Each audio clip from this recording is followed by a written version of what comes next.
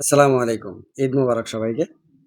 প্রবাসীদেরকে নিয়ে আবারও কয়েকটি কথা বলবো। অবশ্যই পুরো ভিডিওটা দেখবেন। হইতে পারে আপনারও কাজে লাগতে পারে অথবা দেশে যারা আছেন, আপনার আত্মীয়স্বজন, বন্ধু-বান্ধব, সন্তান, ভাই যেই থাকুক না কেন প্রবাসে, আপনার শুনলেও আপনার উপকারে আসবে। আজকে যেহেতু ঈদের ৩য় দিন, এই ৩য় দিনের মধ্যে, এই ৩ দিনের মধ্যে যাকে আপনি ফোন দিছেন, আত্মীয়স্বজন বলেন, বন্ধু-বান্ধব, মামা, ভাই-বোন যাকেই ফোন দিছেন না কেন, তারা একটা প্রশ্ন করছে, "তুমি কোনো কুরবানির গোশত খাইছো কিনা?" আজকের এই প্রশ্নের উত্তরটাই দেব। আমি বলব যে, "কুরবানির গোশত খাই নাই আমি।" আমরা সচরাচর হোটেলে যেয়ে খাই, আমরা প্রতিটা প্রবাসী দেখা গেছে যে সপ্তাহে ১ দিন ২ দিন গরুর গোশত খাই। কিন্তু কুরবানির গোশতটা আরেকটা। কুরবানির গোশত যেটা গরুটা কুরবানি দেওয়ার পরে যে গোশতটা খাই, এটা হলো কুরবানির গোশত। তাছাড়া যে আমরা যে ঈদের দিন খাবারের সময় যে হোটেলে গিয়ে খাই, এগুলা অনেক কুরবানির মানে ঈদের নামাজের আগেই জবাই হয়ে যায়। হতে পারে ১ দিন আগেই জবাই হয়ে যায়। তো সেক্ষেত্রে আমি বলব যে বেশিরভাগ ক্ষেত্রে প্রবাসীরা যে গরুর গোশতটা আমরা খাই, সেটা কুরবানির গোশত না। এটা মূলত অন্যান্য দিনের মতন রান্না করা হইতে পারে ফ্রেশ। মানে এর আগের দিন অথবা নামাজের আগে এটা জবাই করা হয়েছে এরকম। তো সবাই জানে বাংলাদেশে যারা আছে না, আমাদের আত্মীয়স্বজন, বন্ধু-বান্ধব সবাই জানে যে আমরা প্রবাসীরা কুরবানি দেই না। আমরা অন্যদেরকে দিয়ে করাই কুরবানি।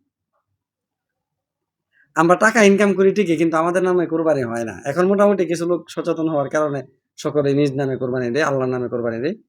নিজের উদ্যোগ থেকে কুরবানিগুলা দেয়। তারপরও আমার বেশিরভাগই প্রশ্ন, কুরবানির গোশত খাইছেন কিনা, কুরবানির গোশত খাইছেন কিনা? এরকম একটা প্রশ্ন থাকে। এটা কুরবানির নামাজের পরে এই কথাগুলা বলে। ৩ দিন ছুটি পর্যন্ত এই কথাগুলা বলে। কুরবানির আগে কেউ বলে না যে, যাক এবার কুরবানিটা আমরা বাংলাদেশে না দিয়ে এক কাজ করেন এটা আপনি প্রবাসী দিয়ে দেন। যেহেতু আল্লাহর জন্যই দিবেন কোরবানিটা, তাহলে আপনি আল্লাহর রাস্তায় ওই জায়গাতেই দিয়ে দেন। বন্ধু-বান্ধব সবাইকে মিলে খেয়ে ফেলেন আপনি। আপনারা দিয়ে দেন। আমরা তো সবসময় বাংলাদেশে কোরবানি দেই আপনার টাকা দিয়ে।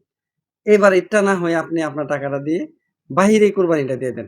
এটা সন্তানও বলে না, স্ত্রীও বলে না, মাও বলে না, বাবাও বলে না। বরঞ্চ ভাইও বলে না, বোনও বলে না। বরঞ্চ তারা বলে এইবার যে কোরবানি দিয়ে তুমি টাকাটা দিছ, ৫০,০০০ দিলে তাদের ১,০০,০০০ চাহিদা। যদি তাদেরকে ১,০০,০০০ দেন তাদের ২,০০,০০০ চাহিদা। তাদেরকে যদি ৳২,০০,০০০ কোরবানি দেন তাদের ৳৪,০০,০০০ চাহিদা থাকে। তাহলে তাদেরই তো চাহিদা শেষ হয় না। বরং ওই কুরবানির গোশত তারা খাওয়ার মানে আমরা নামাজ পড়ার পরেই তারা ফোন দেয় কুরবানির গোশত খাইছি কিনা, কুরবানির গোশত খাইছি কিনা। এটা আমি মনে করি মানে আমার নিজের থেকে মনে করি এটা একটা তামাশা করা একটা প্রবাসীর সঙ্গে। সম্পূর্ণ তামাশা। একটা কষ্ট দেওয়া, একটা দুঃখ দেওয়া। প্রতিটা প্রবাসী বুঝে যে তারা জানে আমরা কুরবানি দেই নাই। আর আমরা তো গরুর গোশত খাই ভাই।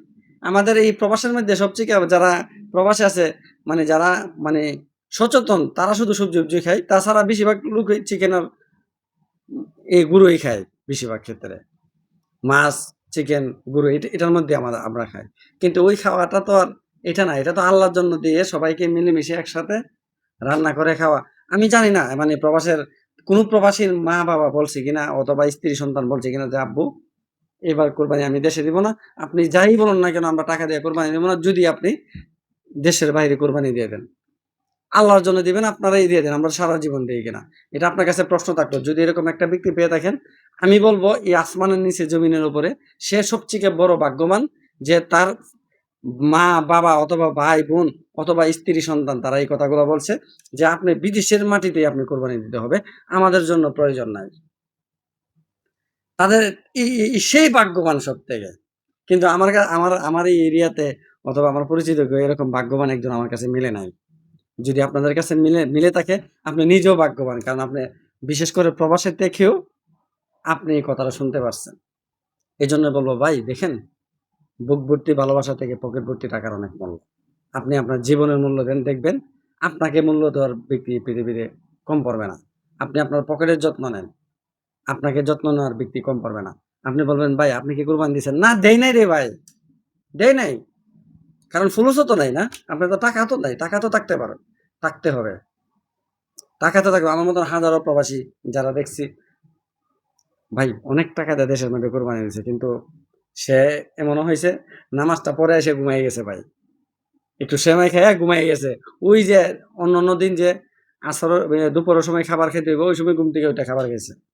অনেক লোক আছে। কিন্তু আমি আমার একজন এ খতিব সাহেব ছিল, ইমাম সাহেব হাফেজ মাওলানা মনিরুল ইসলাম সাহেব, আপনারা অনেকে আমার অন্য একটা চ্যানেলে দেখেন ওনাকে নিয়ে আমি গরুর গোশত খাইছি। কিন্তু এটা কুরবানি না, হোটেলের খাবার খাইছি। যাই হোক, আমার মনের যে কথাগুলো, আবেগটা আমি আপনাদের কাছে তুলে ধরলাম।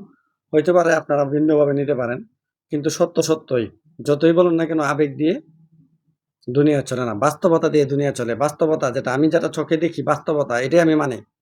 আমি মানি বলে এই ভিডিওটা করছি। কেউ অন্যভাবে নেবেন না। ধন্যবাদ। আসসালামু আলাইকুম।